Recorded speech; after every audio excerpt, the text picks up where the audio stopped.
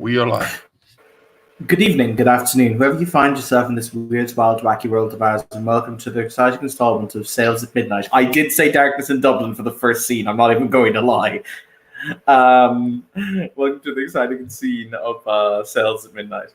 This evening's scene takes place in a small inn/tavern that is located just on the outskirts of Port Royal, on the main road as it would lead down towards the sugar plantations that dot the inside of the island.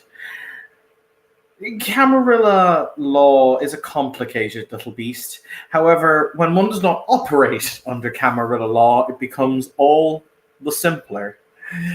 Marcia of Clan Malkavian. Wow, it took me so long to remember the word Malkavian. Jesus, Evan.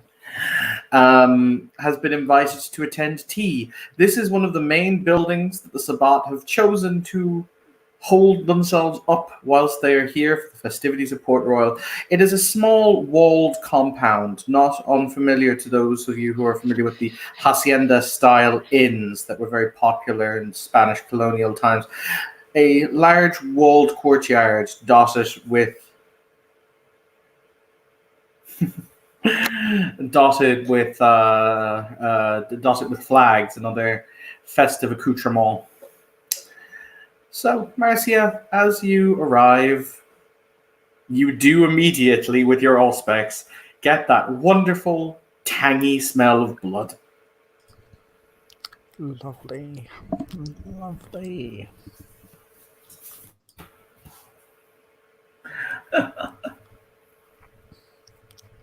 She will approach anyway. Because, you know, she might be old, but that doesn't mean she's smart. Do you come alone?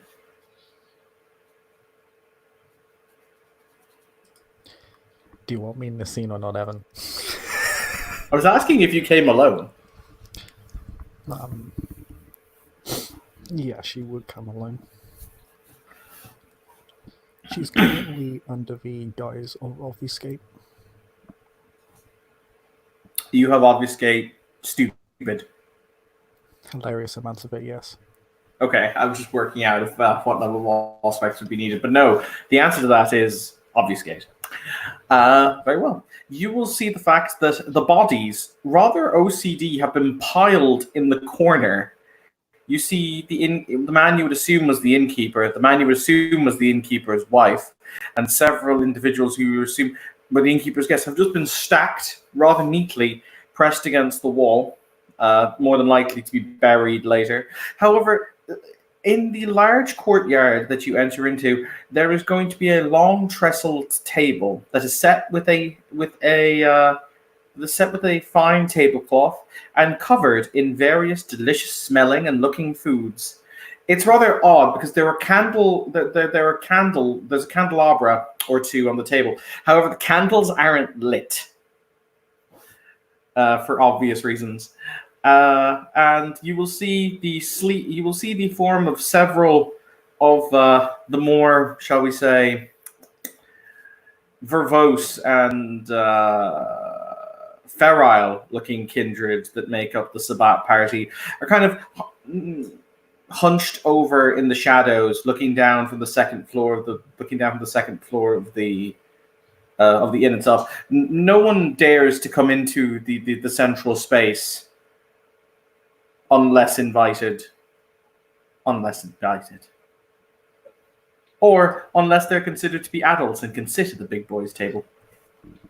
Okay.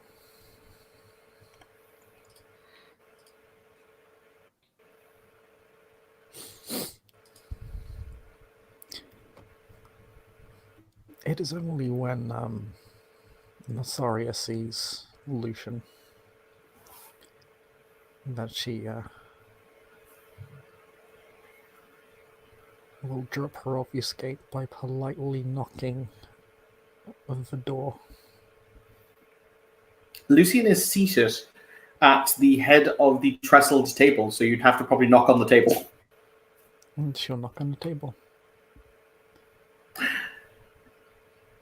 Max, what the hell are you doing? It's just really weird to see. I'm providing ambience. Okay. I am the ambience.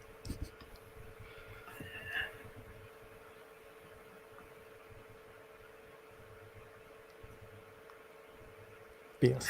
The entity in question, Lucian, looks up from where he is seated.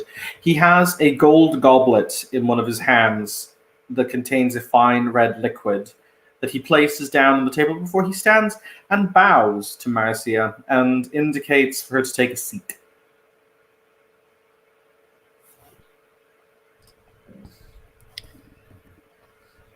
And she will curtsy very politely, and then will go to take a seat. I do hope that this evening and the nights since our last meeting have found you well.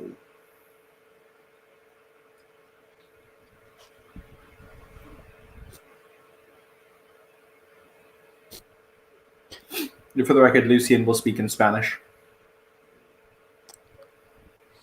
She will respond in kind and will simply say, other than the violations of one fey-twisted caitiff, yes.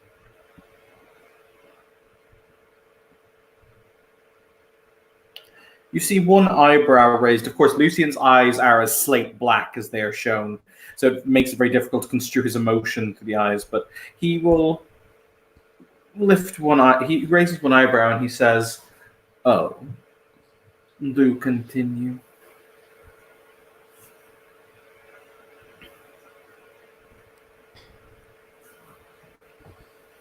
He mentally assaulted me with one of his fey tricks as I attempted to deliver a prophecy to one of his colleagues, purely out of good faith. Quite rude, really. A figure approaches at this point. The six-eyed thing will just come over. He will bow in front of Lucian. Your lordship. Is this a private affair, or can I join the two of you? You were issued an invitation, Master Pete. By all means, take a seat. I believe I heard the word caitiff. I must say that always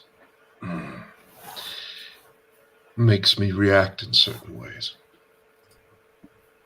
There is a subtle but important distinction in what we understand as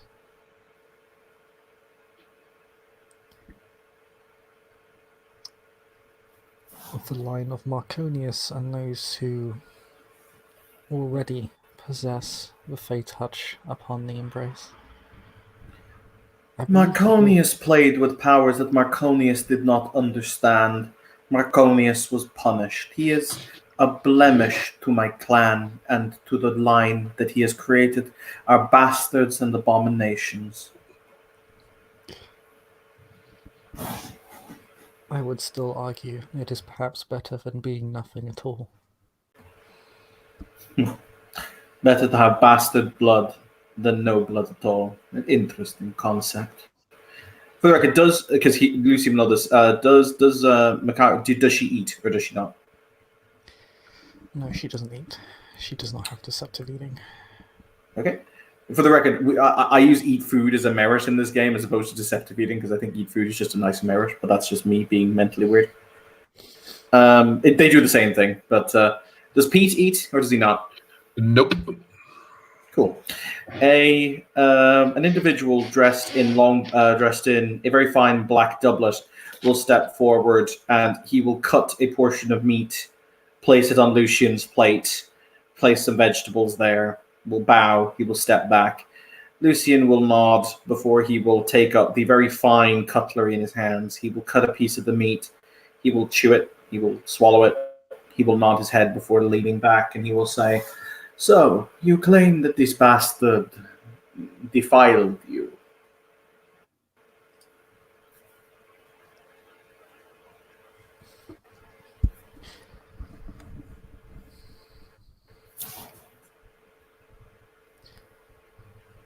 Yes, attempted to wrap my mind in a riddle. It lasted for some time.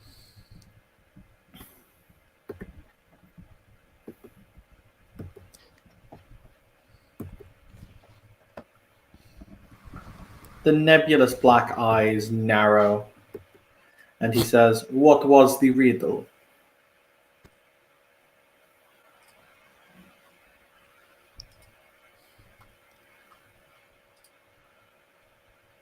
In hindsight, it made little sense, but I will go to the voice chat.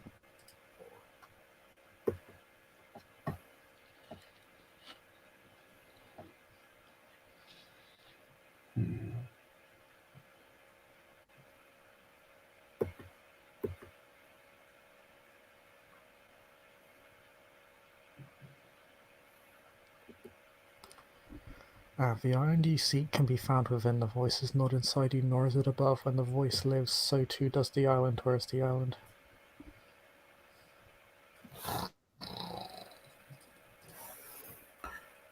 I see.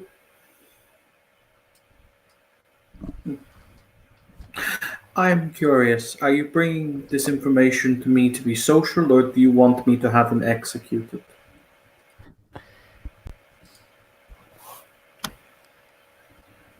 It was merely a topic of conversation. I believe this one's fate is already marked.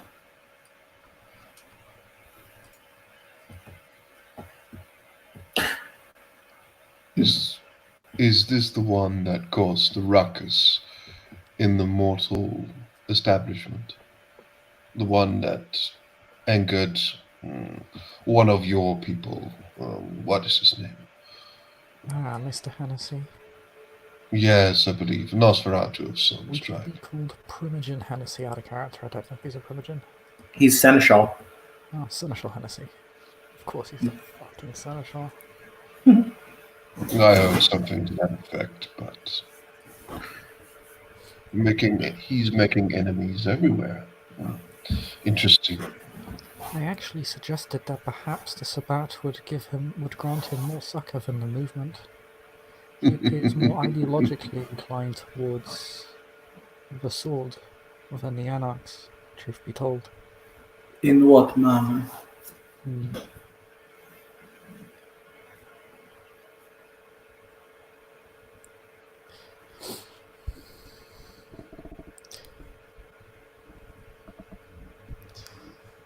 He has abandoned Humanitas in its entirety in order to pursue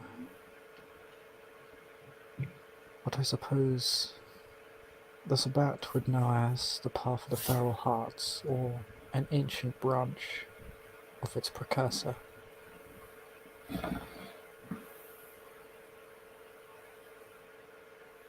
Somewhat ironic that he hoards books and attempts to destroy a civilization that created the knowledge he seeks, but I suppose inconsistency is something of an irrelevance. He looks towards Lucian looks towards Pete, and he says, "This was the individual who was, how would I say, from what I've been told, openly speaking on the matter of Amaranth, the drinking in of souls. I assume we're talking about the same individual." Ah, yes. Quite. He accused both me and the Seneschal of not seeming to understand just who or what he was speaking to. Curious, and quite a shame I wasn't there to see it. But, well,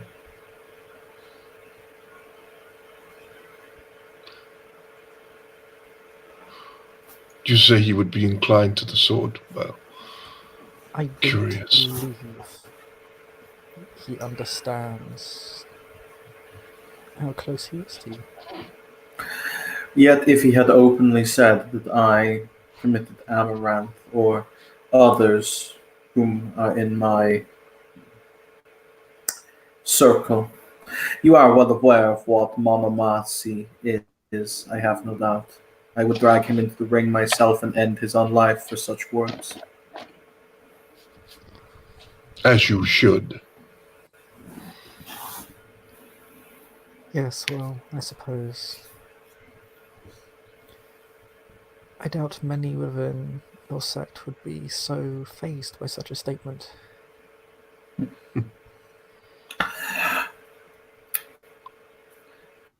He shrugs his shoulders and he says, not all of us are,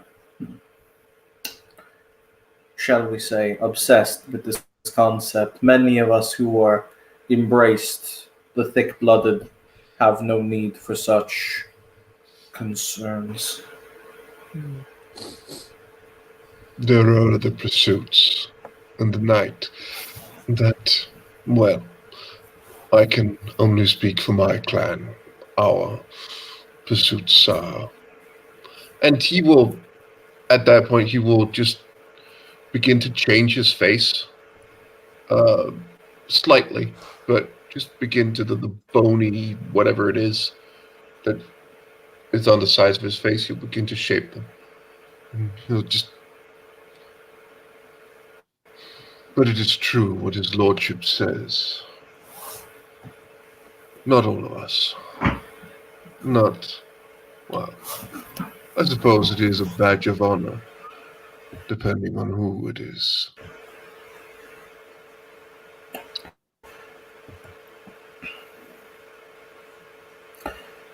I am disconcerted, however, that he so openly makes fools of the elders of his blood. I'm surprised that you have not taken action to end him for the insult. That depends on his next action. He will be given the opportunity to make amends. If he fails, then I will reciprocate with the transgression that he laid upon me. Certain fates are worse than that. Yes, in many ways, I am doing all those around him a favor by sparing them the damage that the alternate branches of the tree seem to suggest to me. Masaria, was that your name? Yes. Can I ask? I should have, my apologies, I should have done the introductions. Lady Masaria, elder of the Childer of Malkav, allow me to introduce to you, for the record, he never calls you Stringy, he's going to call you Master Pete. There you go. That's fair. Because he would find himself, he wouldn't lower himself to doing the nickname. Allow me to introduce you to Master Pete, member of the Clan of Fiends. He will tip his hat.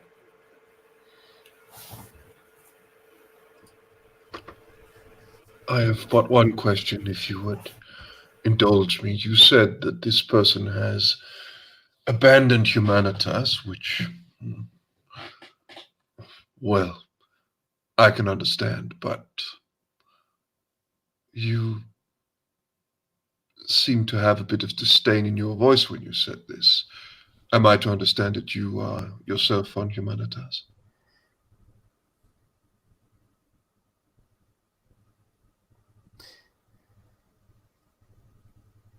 I strictly adhere to that code, yes, although it is not his diversion from that path that concerns me. Rather, it is his ignorance and hypocrisy. The pride in his own lack of knowledge or claiming to know much. It is not a surprise to me, but it is always frustrating. I'm curious. You said that you were giving this entity a prophecy before it was his soul. What was the contents of this prophecy?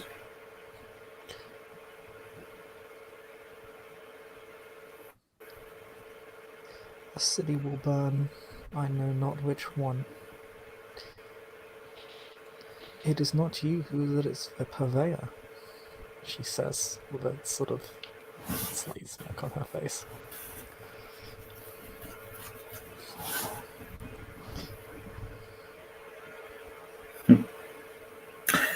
But you know who is.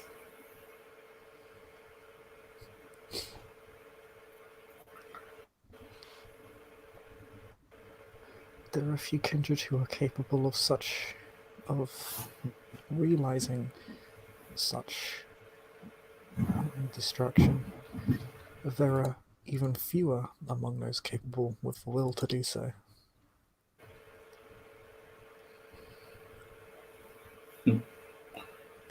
I count perhaps 3, 4, 5 across the Caribbean. Maybe the Baron, if he's having a particularly unpleasant evening. I suppose that depends on Ambrogino's future steps. The Baron, from what I'm led to understand, does not parley with entities. If he wishes to do something, the Baron does it himself. He does not have proxies.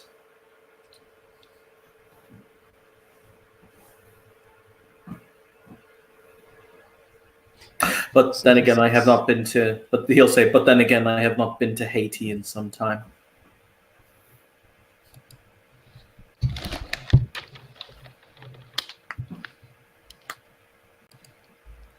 It is pleasant enough. Hmm. But it is not where I belong.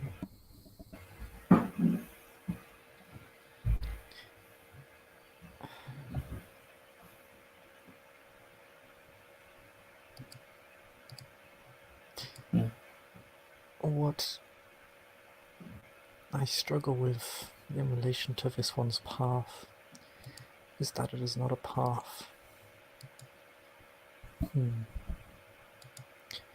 It is not what you call a path of enlightenment. It is a branch of a road created by ancients and those that came before. The philosophies of those before the flood. There are few who still remember, and fewer yet who understand. But it is not unknown.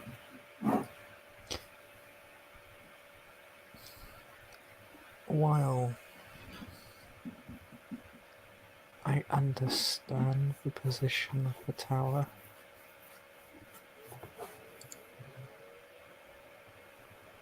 neither am I in a position to feign ignorance. That was never a freedom I possessed.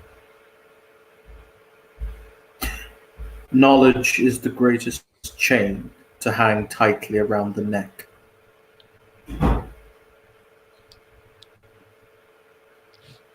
Yes. That upsets her, it should be noted.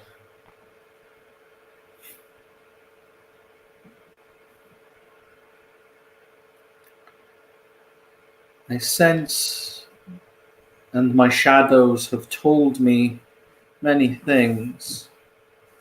We stand at the intersection of time, I feel. Moving forward, the world will not be as it was. The old will either endure or will die. That is the way of things. Entropy will have its way. And I sense that we sit on the cusp of it now, just waiting for the storm to break.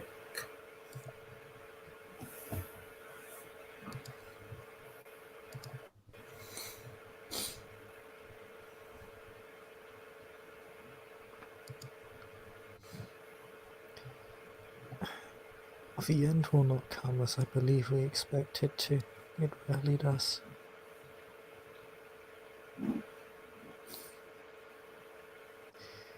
It is the paradox of my clan's existence.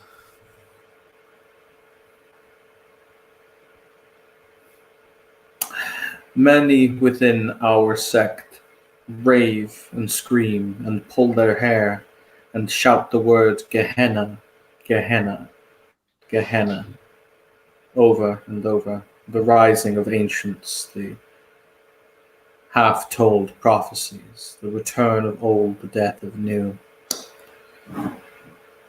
Whether this is true or not, I think that only time will tell. But I think that something will happen here. Something. This auctioneer and his trinkets. He's brought us here for a reason. Why else would this event have been staged? There must be some logic to actions taken.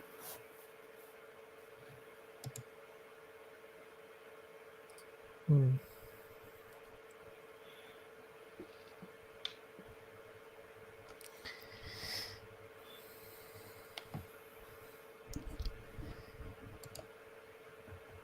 We exist at an interesting point in time.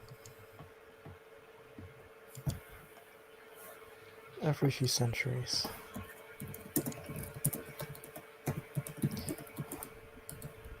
she kind of ponders.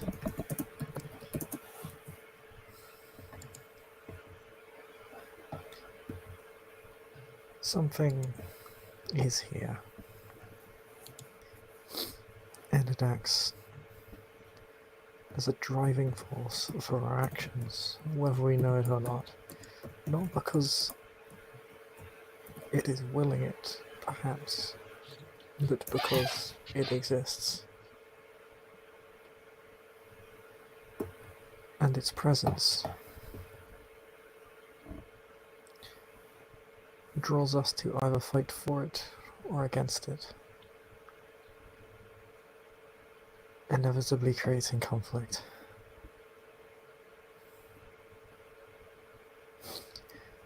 One that will perhaps shape the next century or two.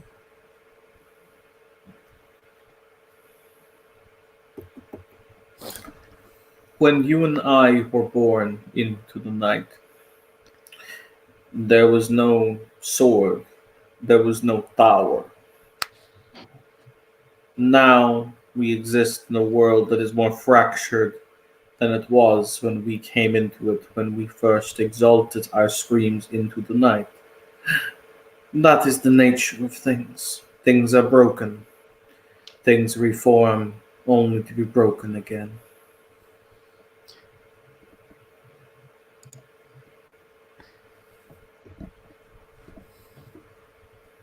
I personally believe it is because the clans were not sufficient for our own individual goals. One cannot strike down an ancient alone, nor can one manipulate the masses at this stage without forming a greater unified authority. We have the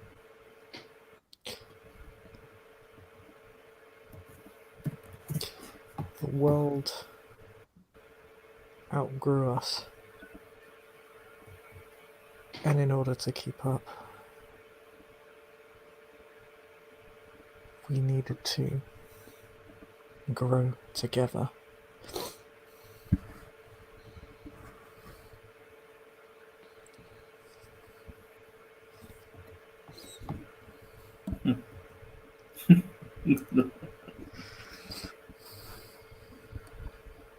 Perhaps you're right.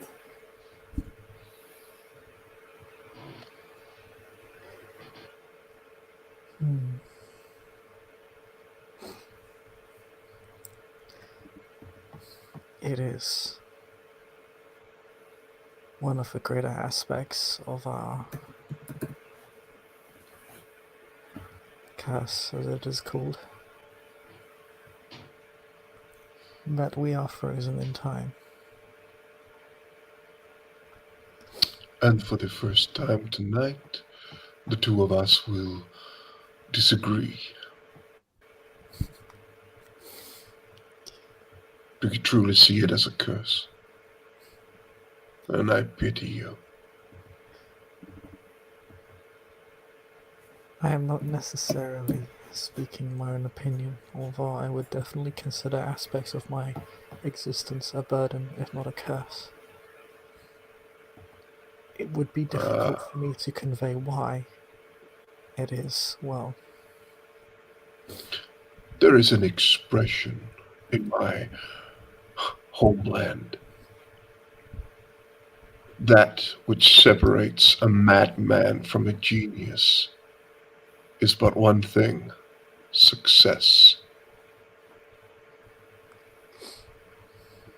Your clan has quite a lot to it, if only applied the right will to succeed, the right will to thrive. I wonder if you have that. I think you do.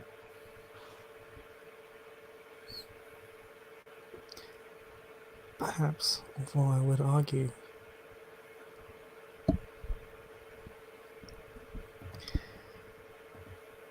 that there is nothing to separate a madman from a genius at all. I would argue we are both. It is the strangest thing to... And she narrows her eyes, and she looks a bit absent-minded for a moment.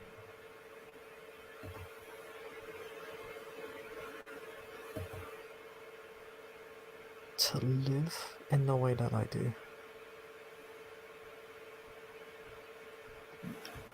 To go backwards by heading forwards.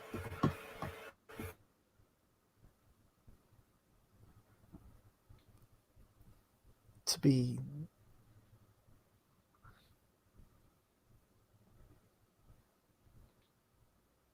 changed, or even broken, not by ignorance or youth, but by age and knowledge.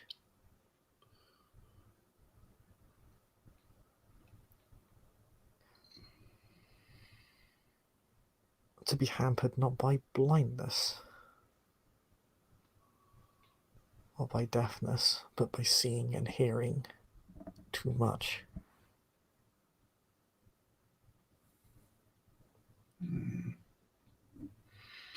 The 6 eyes in his face just all look at you, shift a little bit around, and then he just goes, "Well, it seems that the riddles are not quite out of you yet. I'm guessing I could take it at face value, so to say, but I'm guessing there's a lot more to those words. Perhaps the riddles are still in you."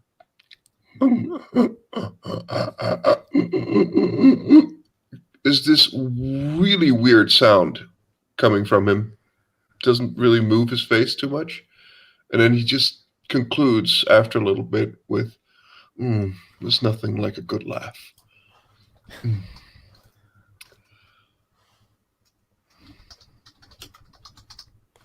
It just, it sounds like something's getting choked when he laughs. It sounds really weird.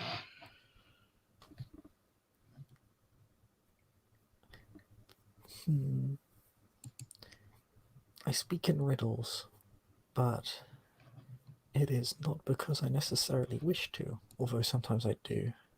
Rather, it is that we cannot convey ourselves in any other way. It is why so many disdain us, that we cannot speak clearly on what we see, but it is not through lack of trying. It is simply a part of us. In many ways, it serves to protect us from ourselves and to protect others from what we are trying to tell them while trying to tell them. Sometimes we can be clear, but it is not always that simple.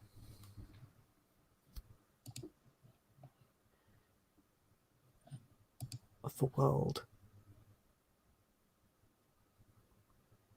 is not literal.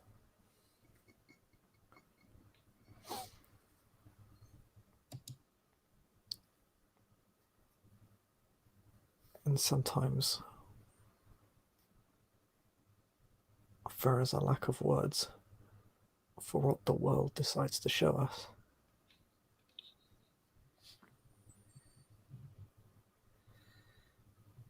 But that is not a limitation of the world more than it is a limitation of ourselves. That we have not yet discovered words for these things, and as such cannot convey them.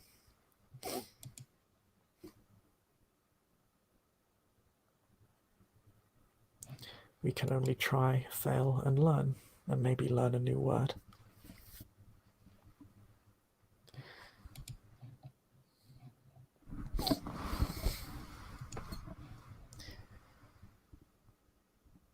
But I'm sorry, I believe I am becoming frustrating in this regard. I am fueling the enigma, so to speak. The stereotype. It is not helpful.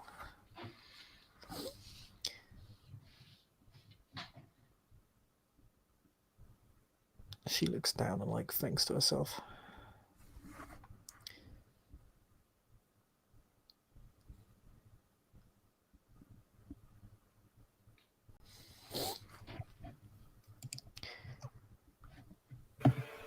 If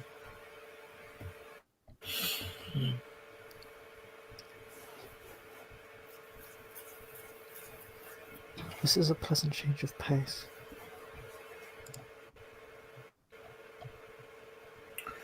As one said, that we knew one another before the sword was the sword and the tower was the tower.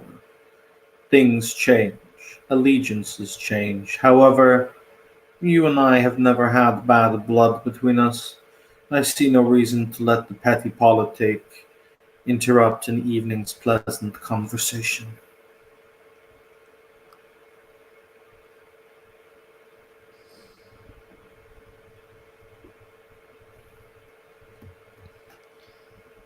It is. It is good. It is welcome.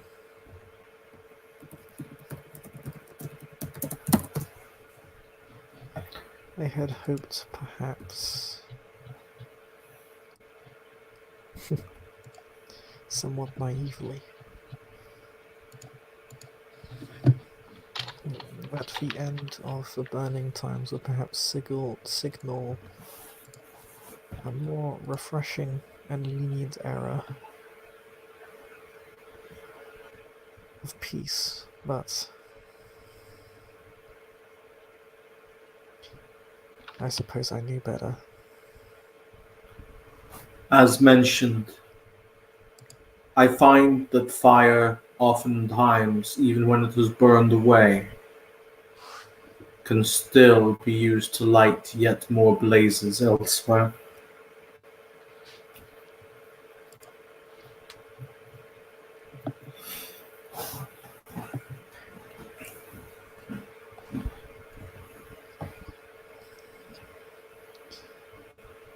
Something humanity understands perhaps a bit too well.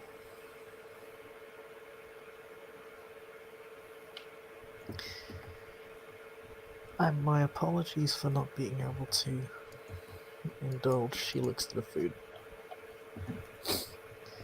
But it is never a quality I have possessed.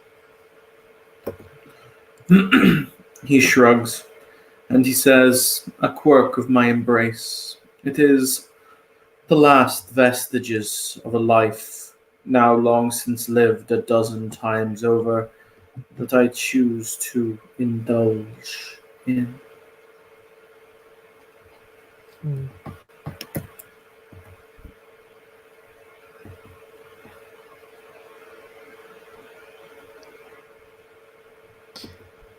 She smiles at you a bit too sweetly for it to be comfortable. If it affects him in any way, he gives no outward sign. Ah, the path of my spirit and soul is dead.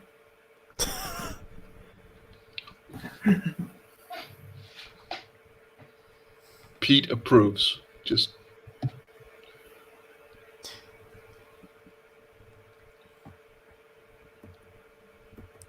If I may ask, what drew you to this auction?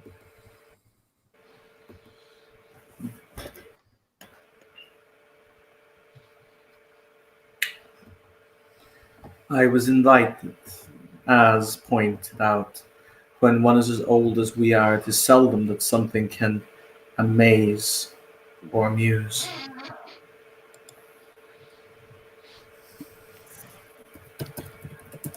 I was simply wishing to see Port Royal in all its glory. And given the political situation, well, I didn't think it would be as easy to see. This was a good opportunity.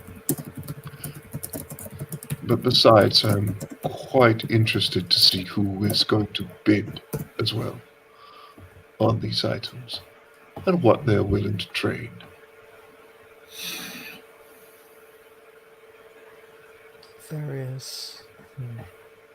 There will be much on offer, I think.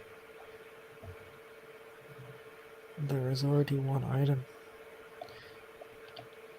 of significant value there, but it appears the Pontifex has already beaten everybody to the punch.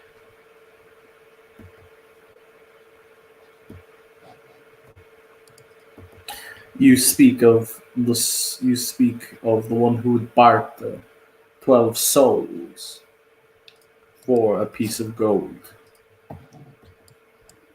It is difficult for me to ascertain something that would be more valuable than 12 souls. I think I can think of but one thing. Unfortunately, it is not easily attained. Something that, while I could acknowledge, I could not seize. You cannot. However, that does not mean others could not. No, you are right.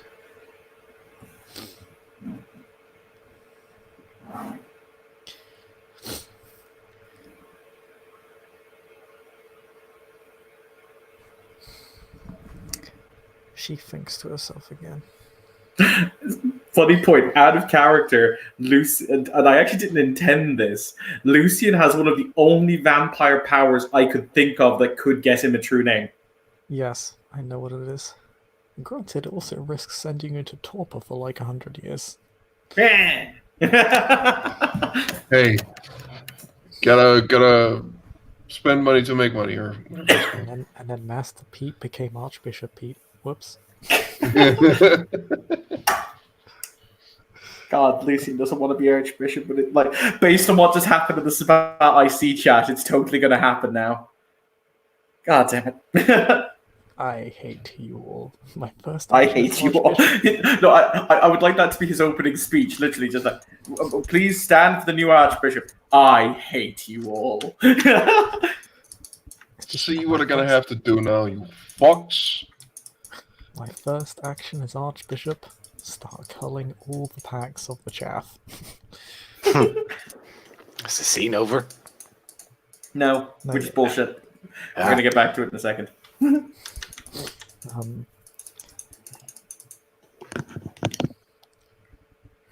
No, I have some things, but it is difficult for me. I have already lost so much of myself just being what I am. Though I suppose that is the nature of this auction. It is the lesson learned by those anarchs. A shame it had to be as it was.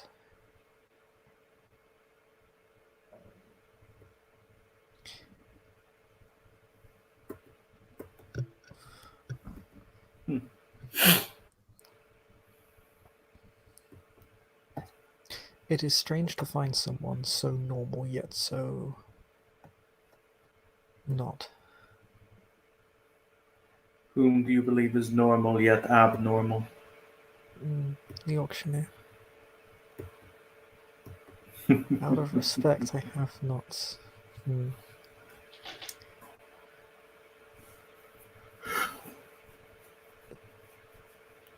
taken what he fears to be lost. I did say so in advance, so I would keep my word to him, although it would benefit me greatly. But I believe that would perhaps be unfair. I could perhaps buy everything if I had taken it, but that would not be in the spirit of this event.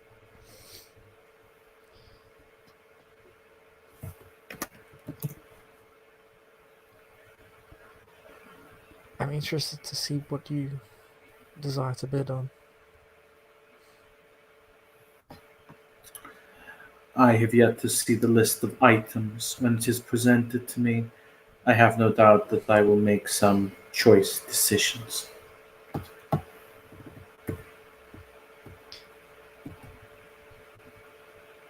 Yes, I hope I can find something there that suits me. And while I would wish for that disc, if only to unravel its curiosities, 12 souls is a difficult bargain to match for a single item.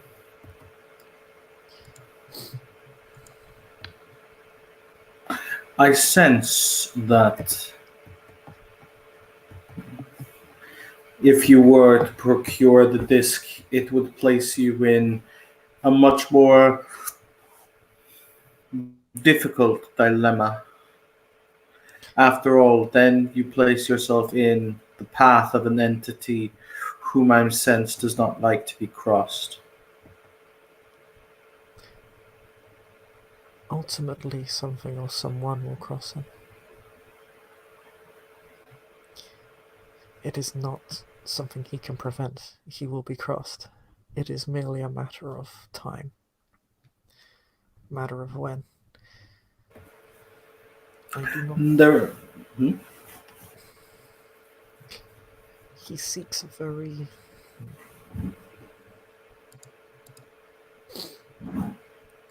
It is almost as if he seeks to become like us, in a way. in what manner?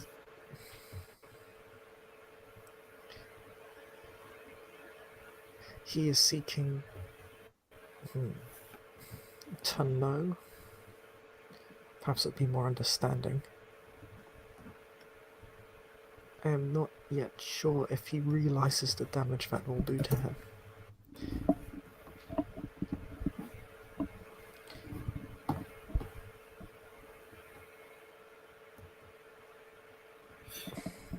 He wishes,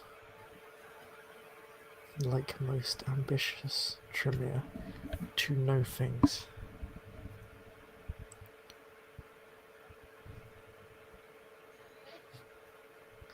But it is not tempered with the wisdom to understand that some things should just remain buried. And that is how the usurpers have been since they became what they are.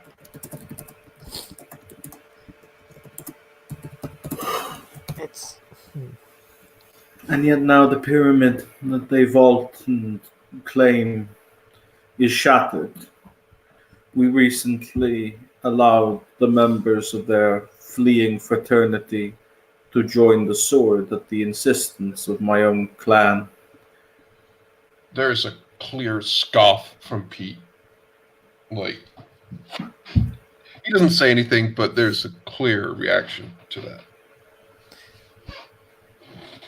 The head turns and he says, You do not question the right of Clan La Sombra, I trust. Of course not. They will.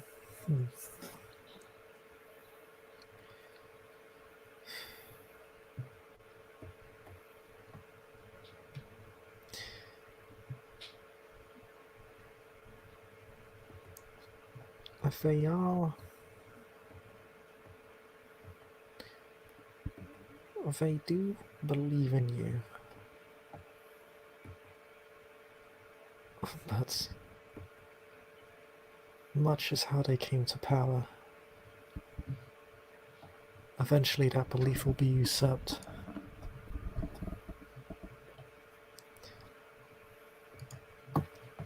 By that which cast them down to begin with.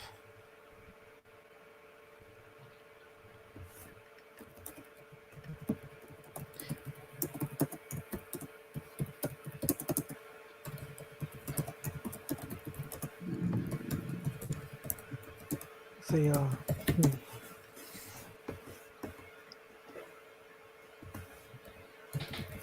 They are a sorry bunch.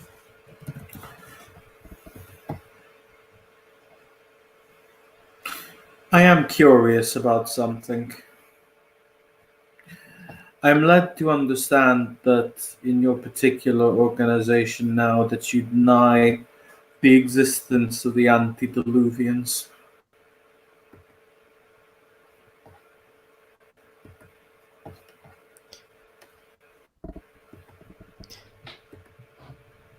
As is the line of the tower, the antediluvians are but fiction or dead.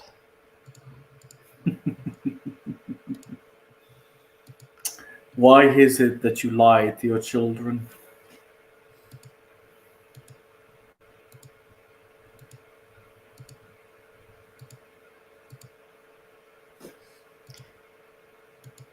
I suppose that varies from elder to elder, from kindred to kindred.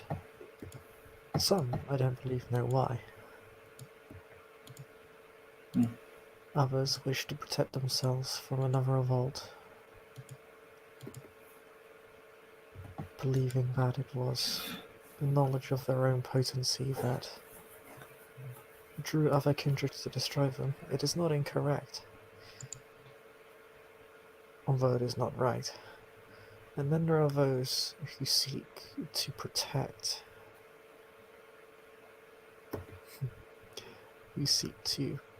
protect these younglings from these entities. After all, it was not so long ago that legions served in their wake. And little good came of it. I merely find it interesting that you can deny what many of you have seen with your own eyes. Some are more ready than others. It is something that will fade in time. Not because it is wished for, but because it will become necessary.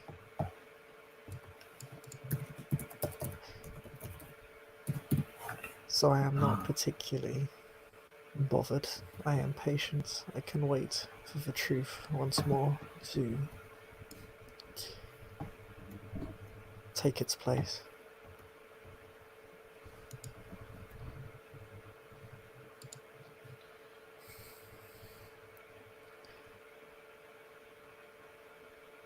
But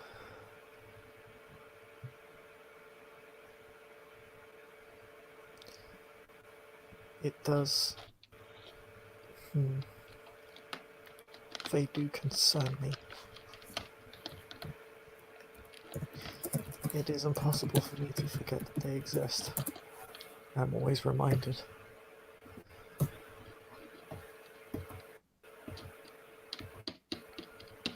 What concerns me even more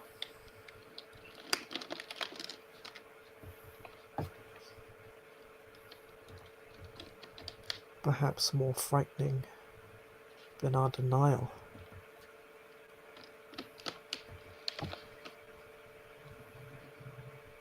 is the claim of their end.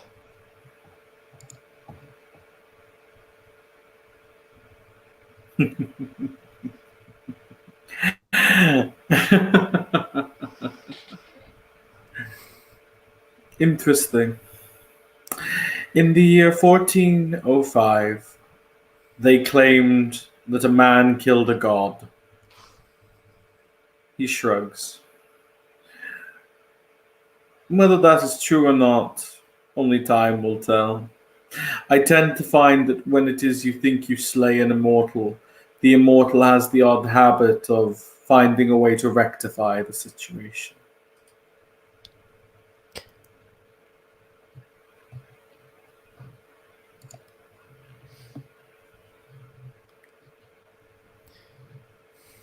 She considers her position very carefully. It's quite obvious she does this. She makes no attempt to hide it.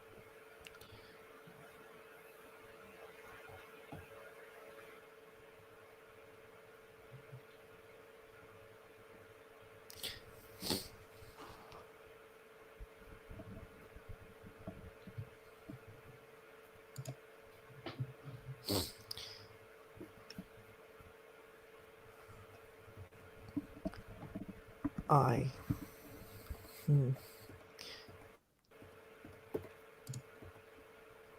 Her mouth twitches a little bit.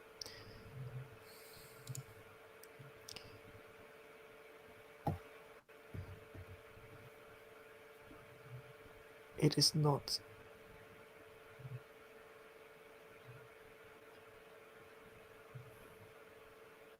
It was not a rectifying. It was not a fixing of an unforeseen circumstance.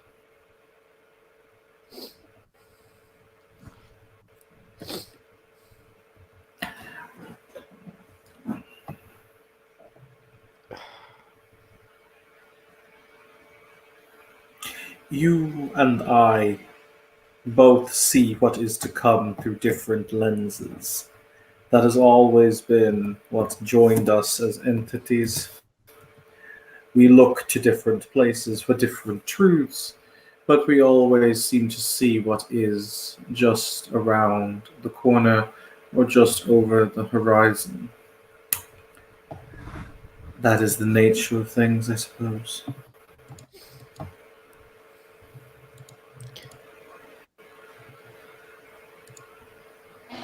I just. I hope you do not take offense when I say this, but I cannot allow Shalin to be.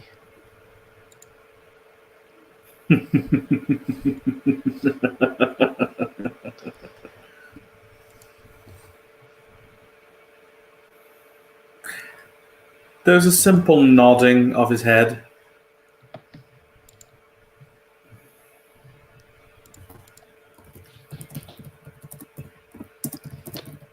It's.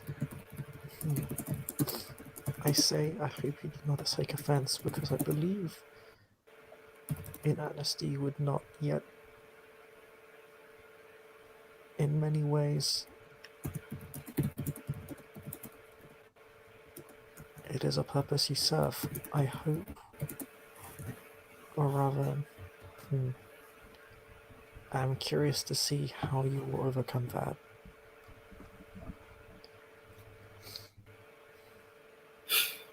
Only time answers all questions. Even prophets are sometimes blinded to the future. You need not remind me any more than I already am. They named my grandsire, she for prophecy, and they called her Sybil.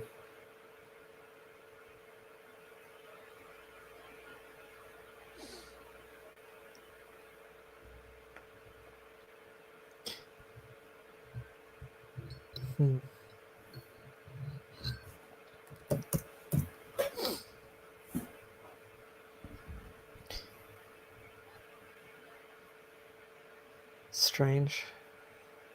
You mentioned that name. It reminds me of how circular everything has become.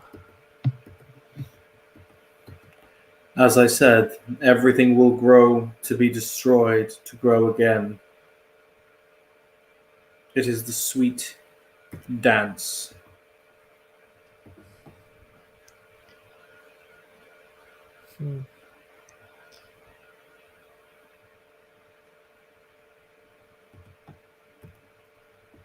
A dance. Quite so.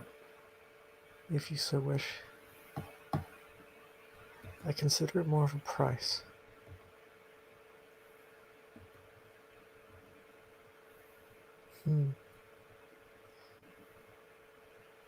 She looks to Pete.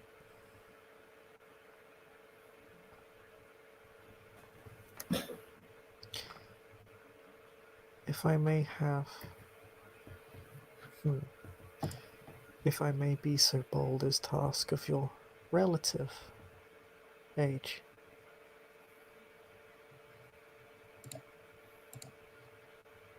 Of his relative age? Yep. You're gonna make me look it up. Well, you would say an approximate.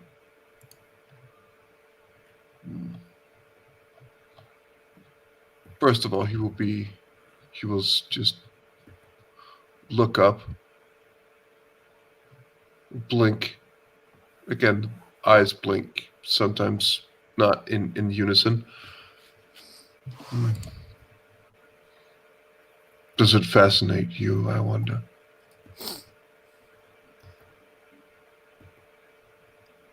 Lucian, I think, to an extent, already understands this, although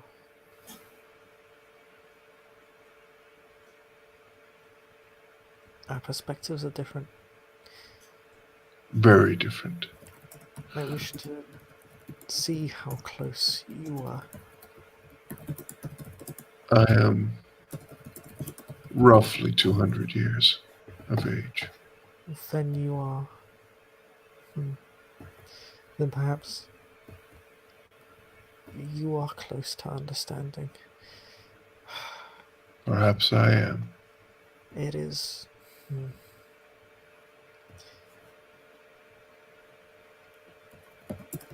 Change. Change is something my clan understands better than most.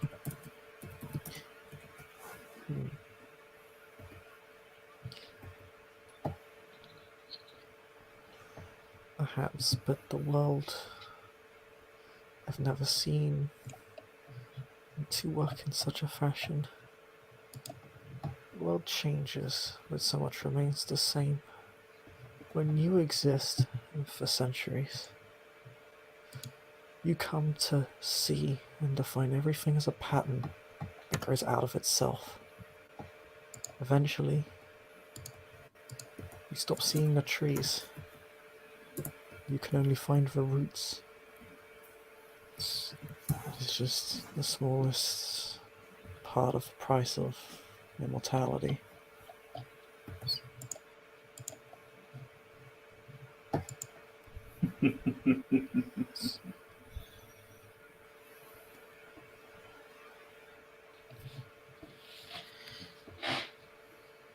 Well, I thank you for your words of encouragement or whatever. I do believe there was a compliment somewhere in there. I can appreciate that. I do not seek to influence you, if that helps. It does. Very little, but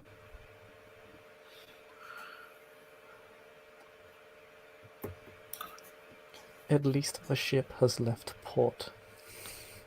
She smirks. there are many other names I have to put on my list.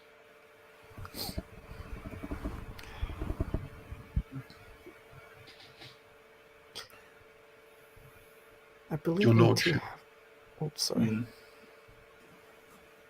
Madame, if you'd excuse me. Of course. She will actually get up and curtsy for you. And it will be a bow, a tip of the hat. Literal tip of the hat.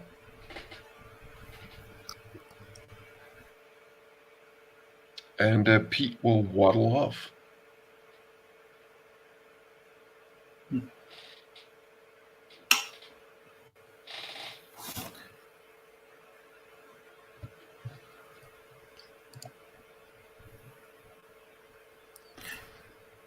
We shall see what we shall see when the game is played out and we can see the board.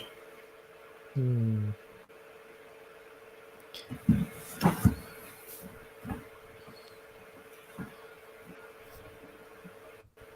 board, however, is quite vast. It is. We can only ever move one piece to one place at a time. We can never see the whole board.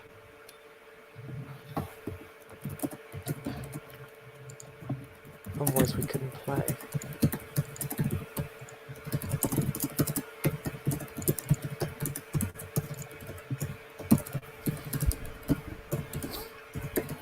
But yes, I suppose we shall see.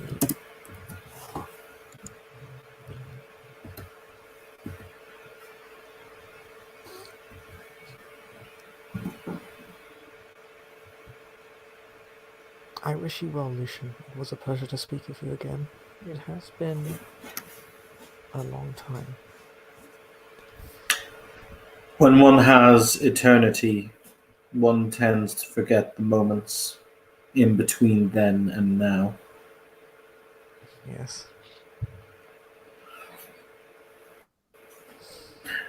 I will ensure that you are kept safe on your walk back. Unfortunately, he looks around at the hungry eyes. Civilization among the damned is somewhat more complicated. It is a fickle thing. May these nights keep you. Likewise. And she will rise from her seat, she will bow to you. And then if you allow her, she will take her leave. Yep. He will incline his head as he places down his cup before he will simply return. He will evaporate into a shadowy nimbus and will proceed on his merry way.